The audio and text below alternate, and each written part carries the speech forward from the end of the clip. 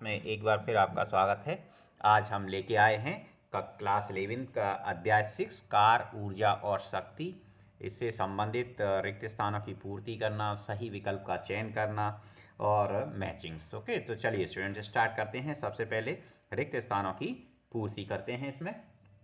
तो देखिए, पहला क्वेश्चन इन्होंने दिया है कि किसी वस्तु पर किया गया कार्य उसकी डॉट डॉट डॉट में परिवर्तन के बराबर होता है। तो स्टूडेंट्स, आपने कार ऊर्जा प्रमेय पढ़ी होगी, तो इसका स्टेटमेंट है ये कि किसी वस्तु पर किया गया कार्य उसकी गतिज ऊर्जा में परिवर्तन के बराबर होता है।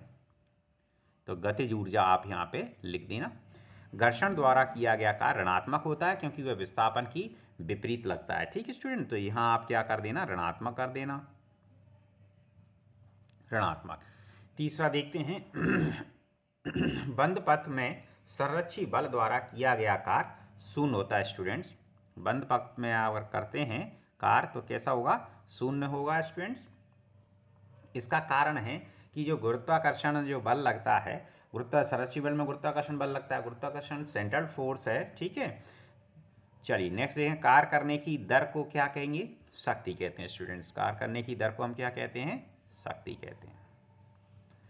असंरक्षी बल द्वारा किया गया कार्य पथ पर निर्भर करेगा। ठीक है, और संरक्षी बल पथ पर निर्भर नहीं करता, इनिशियल और फाइनल पॉइंट्स पर निर्भर करता है। स्टूडेंट ध्यान रखें आप।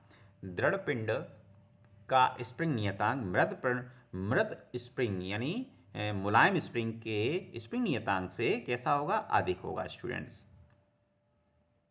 किसी बंद पथ में संरक्षी बल द्वारा किया गया कार्य जो पहले ही वाला दे दिया है, यहाँ आप शून्य कर देना इसको। ठीक है स्टूडेंट, चलिए नेक्स्ट देखते हैं। सही विकल्पों का चयन करना। निम्नलिखित में से ऊर्जा का मात्रक नहीं है। जूल ऊर्जा का मात्रक है, अर्ग ऊर्जा का मात्रक है, इलेक्ट्रॉन वोल्ट ऊर्जा का मात्रक है, लेकिन वाट जो है वो शक्ति का मात्रक है स्टूडेंट्स। तो इसका आंसर क्या होगा, डी होगा। किसी निकाय की स्थितिज ऊर्जा बढ़ेगी। निकाय की स्थितिज ऊर्जा कब बढ़ती है, जब निकाय पर संरक्षी बल द्वारा कार्य किया जाए। ठीक है, तो इसका आंसर जो होगा आपका क्या होगा स्टूडेंट्स, ए आंसर होगा। अप्रत्यास्थ संघट्ट में संरक्षित रहता। अप्रत्यास्थ संघट्ट में केवल संवेग संरक्षित रहेगा, गतिज ऊर्जा संरक्षित नहीं रहेगी। और प्रत्यास्थ संघट्ट जब होता है उसमें गतिज ऊर्जा, हाँ तीसरा क्वेश्चन देखिए स्टूडेंट। अप्रत्यास्थ संघट्ट में संरक्षित रहता है कौन, संवेग संरक्षित रहेगा। ठीक है, और प्रत्यास्थ संघट्ट होता है उसमें गतिज ऊर्जा और संवेग दोनों संरक्षित रहते हैं, ध्यान रखें।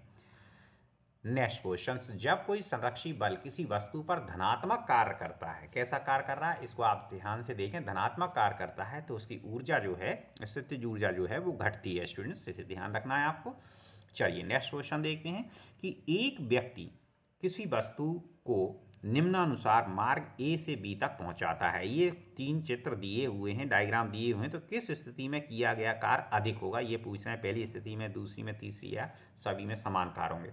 तो स्टूडेंट्स हम जरा चर्चा करते हैं कि यहाँ पे जो बल लगेगा वो गुरुत्वीय बल लगेगा। गुरुत्वीय बल होता है तुम्हारा mg। ठीक है, और कितनी ऊंचाई आप तय कर रहे हैं, प्रत्येक स्थिति में h ऊंचाई तय कर रहे हैं। ठीक है, तो जो स्थितिज ऊर्जा है जो कार्य के रूप में है यहाँ, तो कितनी होगी, mgh, प्रत्येक स्थिति में mgh होगी। ठीक, तो ये कितनी ले रही है, mgh, और सभी में कैसी है, समान है। तो आंसर इसका क्या बनेगा स्टूडेंट, कि सभी में जो कार्य किया जाएगा वो कैसा होगा, समान होगा। ठीक स्टूडेंट, ये पथ पर निर्भर नहीं करता, गुरुत्वीय बल है, मैंने पहले ही बताया, सेंट्रल बल है, कंजर्वेटिव फोर्स है, इसको आप ध्यान रखें। तो इसका आंसर जो आपका होगा स्टूडेंट्स वो होगा कि सभी में समान कार्य। ठीक, चलिए अब हम इसकी मैचिंग देखते हैं स्टूडेंट्स। हाँ, इधर देखिए मैचिंग में आ और बा दो पार्ट्स दिए हैं, गतिज ऊर्जा, गुरुत्वीय स्थितिज ऊर्जा, स्प्रिंग की स्थितिज ऊर्जा, द्रव्यमान ऊर्जा तुल्यता संबंध और शक्ति। इधर फॉर्मूले दिए हुए हैं तो हमें फॉर्मूले छांटने हैं, बहुत ही आसान है। गतिज ऊर्जा जो है 1/2 mv² होता है, ये आपका 1 हो गया। गुरुत्वीय स्थितिज ऊर्जा mgh होता है स्टूडेंट, तो ये आपका 2 हो गया। स्प्रिंग की स्थितिज ऊर्जा आपकी ये है, u = 1/2 kx², तो ये आपका 3 हो गया स्टूडेंट।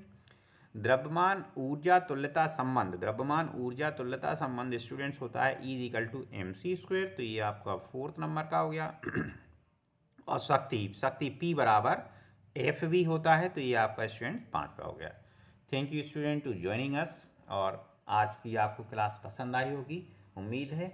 और आपने अभी तक सब्सक्राइब नहीं किया है चैनल तो प्लीज़ सब्सक्राइब कीजिए। Thank you very much.